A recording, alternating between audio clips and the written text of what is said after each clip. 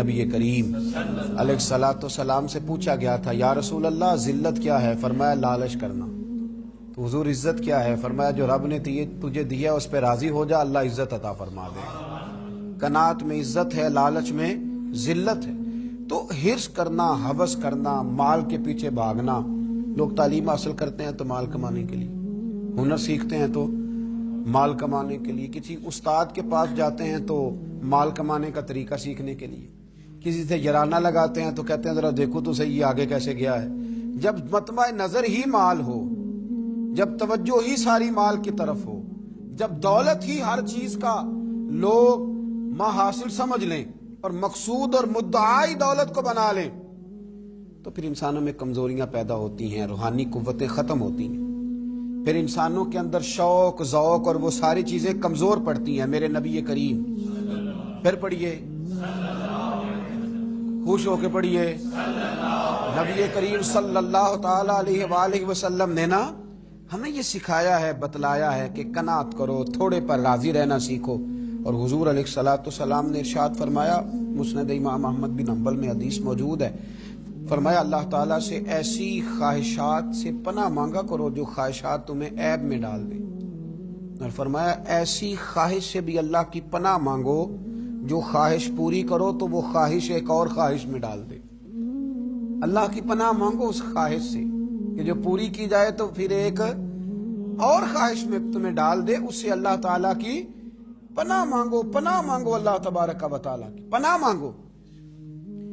بزرگوں نے لکھا ہے، حضرت محدث ابن جوزی علیہ رحمہ نے، کہ ایک شخص تھا، اسی گھر میں ایک ناگن رہتی تھی۔ ناگن، وہ ناگن سونے کا انڈا دیتی تھی۔ بزرگ جب حکایات بیان کرتے تو سمجھانے کے لیے بیان کرتے، سونے کا انڈا دیتی تھی۔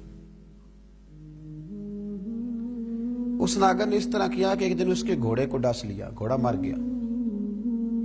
گھر والوں نے شکایت کری کہ اس کو مار دینا چاہیے، گھوڑا آج اس کے ڈسنے سے مر گیا، یہ ناگن ہے، سونے کا انڈا تو دے گی لیکن ڈسے گی بھی ضرور، یہ ناگن ہے، انڈا سونے کا دے گی پر ڈسنا اس کی فطرت ہے، یہ ڈسے گی بھی۔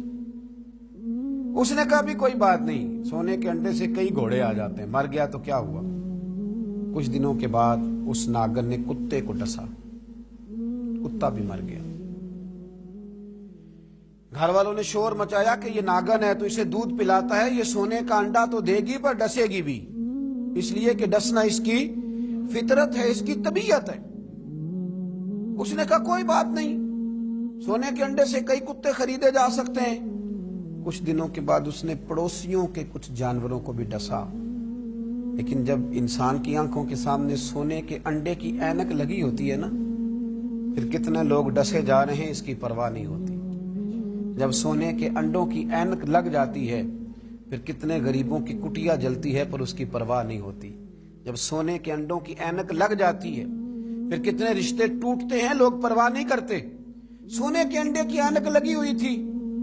پھر ایک وقت ایسا بھی آیا کہ اس شخص کا ایک ہی جوان بیٹا تھا، ایک ہی بیٹا، جس کی طرف دیکھ دیکھ کے ماں باپ جیتے تھے، جو ان کی آرزوؤں کی امیدوں کا مسکن تھا، جو ان کی آنکھوں کی ٹھنڈک تھا، روشنی تھا۔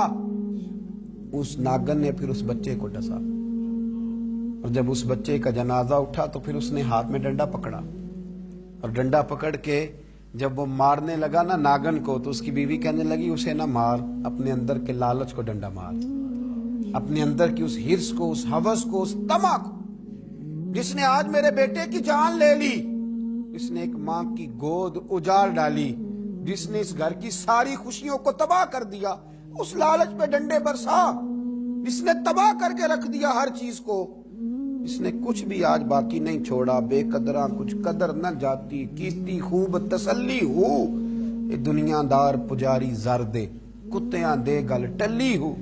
میرے نبی کریم علیہ السلام نے فرمایا دنیا کا مال مردار ہے اور طلب کرنے والے کتے، مردار مال کو طلب کر رہے ہیں۔ بیٹے کا جنازہ اٹھ گیا، اب کیا فائدہ ہوا؟ آج روحوں کے جنازے اٹھ رہے ہیں، آج دلوں کے جنازے اٹھ رہے ہیں، آج تن کے اجلے لوگوں کے من کے اندر کچھ بھی موجود نہیں، مردہ روحیں، مردہ دل، مردہ خیالات، ہر چیز مائنس کر کے جو چیز پیچھے بچی ہے وہ صرف دولت ہے. ہر چیز مائنس کر کے ہمارے پاس جو پیچھے بچی ہیں وہ جائیدادیں ہیں. ہر چیز مائنس کر کے جو ہم نے بچایا ہے وہ دنیا کا مال ہے. باقی ہر چیز تباہ ہو گئی. بھائی کے ساتھ جھگڑا چل گیا ہے چونکہ ایک 4 مرلے کے پلاٹ کا معاملہ تھا. والد کے ساتھ تنازع چل گیا ہے چونکہ اس نے ہمیں حصہ کم دیا تھا. اماں کے ساتھ جھگڑا ہے کیونکہ وہ بڑے بھائی کی جائیداد زیادہ دینے کے حق میں ہے. ہمارا اپنے دوستوں یاروں کے ساتھ جو رشتہ ہے وہ لالچ کا ہے. ہم نے ہر جگہ ہرس کا بازار گرم کیا ہے. طمع، لالچ، یہ ساری چیزیں اس تیزی کے ساتھ لوگوں نے اوڑھی ہیں کہ ہر طرف دولت کا بازار گرم ہے. یہ جو سڑک پہ جا رہے ہیں کچھ پیسے لینے جا رہے ہیں، کچھ لے کر کے واپس آ رہے ہیں، کچھ مزدوری کرنے جا رہے ہیں، کچھ مزدوری ڈھونڈنے جا رہے ہیں. دولت ہی دولت کا ہر طرف انبار لگ گیا ہے. یوں محسوس ہوتا ہے کہ جیسے اب جو کسی سے سلام لیتا ہے تو وہ بھی پہلے سوچتا ہے کہ مجھے میسر کیا آئے گا. حضرت موسیٰ کلیم اللہ علی نبینا علیہ الصلوۃ والسلام، حضرت موسیٰ کلیم اللہ علیہ الصلوۃ والسلام کے زمانے میں ایک شخص تھا جو مستجاب الدعوات تھا. قوم جبارین کے پاس رہنے والا وہ شخص بلعم بن باورا اس کا نام تھا. مستجاب الدعوات تھا. اللہ نے اسے یہ درجہ عطا کیا تھا کہ جو دعا کرتا تھا رب اس کی قبول فرما لیتا تھا. اس کی دعائیں مقبول ہوتی تھی. اتنا اللہ کریم نے اسے نوازا تھا. جب حضرت موسیٰ علیہ السلام بنی اسرائیل کو لے کر اس قوم کی طرف گئے نا جہاد کرنے کے لیے، تو بلعم بن باورا پہاڑ پر عبادت کرتا تھا. بہت سارے لوگ اس کی عقیدت مند تھے، بہت سارے لوگ اس سے محبت کرتے تھے، بہت ساری جگہوں پہ وہ چاہا جاتا تھا.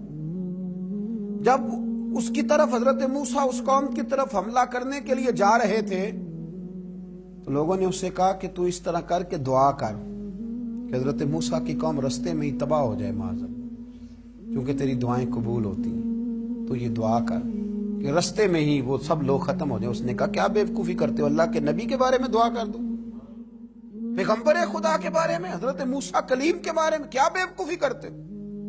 لوگوں نے مجبور کیا، اسے مجبور کیا، لیکن اس نے کہا نہیں میں نہیں یہ کام کرتا. لوگوں نے دلائل دیے. بالآخر کچھ لوگوں نے کہا کہ آپ استخارہ کر لیں، اگر تو آپ کی سمجھ میں یہ بات آئی تو آپ آگے لے جائیے گا، نہ آئی تو نہ لے جائیے گا. بلعم بن باورا نے استخارہ بھی کیا. استخارے میں بھی اسے حکم ہوا کہ تم نے بد دعا نہیں کرنی، تم نے حضرت موسیٰ کی قوم کے بارے میں دعائے ضرر نہیں کرنی. اب جب اس نے صاف ستھرا انکار کیا نا کہ بھئی میں دعا نہیں کروں گا اللہ کے پیغمبر کے بارے میں، نہ ان کی قوم کے بارے میں، تو لوگوں نے وہی حربہ استعمال کیا جو لوگ استعمال کرتے ہیں. ڈھیروں تحفے لے کے آ گئے، دولت لے کے آ گئے. اللہ تبارک و تعالیٰ جب دین کے نام پہ لوگوں کو عزت دیتا ہے تو پھر لوگ اس کو استعمال کر کے دنیا اکٹھی کرنی شروع کر دیں. پھر لوگ اپنا بڑا نقصان کرتے ہیں، پھر اپنی روحانیت کا، اپنی تاثیر کا لوگ بڑا نقصان کرتے ہیں. پھر لفظوں کے ہیر پھیر سے دولت کمانا چاہتے ہیں. لیکن یاد رکھیں لفظ تاثیر سے بنتے ہیں، تلفظ سے نہیں. لفظ تاثیر سے بنتے ہیں، تلفظ سے نہیں. اہل دل آج بھی ہیں اہل زباں سے آگے، اہل دل آج بھی ہیں اہل زباں سے آگے. پھر لوگ سودے کرنے لگتے ہیں اپنے الفاظ کے، حروف کے. بہت سارے جب تحائف ملے، قائل کیے تو آمادہ ہو گیا. دولت جو سامنے آئی لالچ کر گیا. اس کو قرآن حکیم نے بیان کیا ہے. اس واقعے کی طرف قرآن پاک نے اشارہ فرمایا. بلعم بن باورا نے ہاتھ اٹھائے اور دعا کے لیے جب نکلا تو جس گھوڑے پہ سوار تھا، جس گدھے پہ سوار تھا، جب یہ جا رہا تھا نا پہاڑ پہ چڑھ کے میں بد دعا کروں گا حضرت موسیٰ کی قوم کے لیے، جب جا رہا تھا تو گھوڑا واپس بار بار منہ پھیرتا تھا. واپس اس کو کہتا تھا نہ جا، واپس آ جا. یہ اس کو مارتا تھا، پہاڑ کی جان میں لے جاتا تھا. اللہ اکبر. یہ بار بار مارنے لگا تو گھوڑے نے، اس کی سواری کے جانور نے دعا شروع کر دی. گھوڑا تھا یا گدھا تھا، اس نے دعا کی یا اللہ مجھے زبان دے، میں اس لالچی کو کچھ سمجھا دوں، مجھے زبان عطا کر، میں ہی اسے کچھ سمجھا دوں. اللہ نے زبان دی تو گدھا کہنے لگا آگے نہ جا، تو مجھے آگے بھیجتا اور اللہ کے فرشتے مجھے واپس بھیجتے ہیں. لیکن لالچ تھا نا طائف کا، دولت کا. جب چڑھا پہاڑ پہ اور حضرت موسیٰ کے لیے ہاتھ اٹھا کے قوم کے لیے بد دعا کرنے لگا تو لفظ حضرت موسیٰ کی قوم کے لیے ادا کرتا تھا، نکلتے اپنے لیے تھے اور ان لوگوں کے لیے تھے جنہوں نے دعا کے لیے کہا تھا۔ وہ لفظ پلٹ کے اسی پر آئے، اتنا اس کا برا حال ہوا کہ زبان لٹک گئی اور پھر اللہ کے شدید عذاب میں مبتلا ہوا۔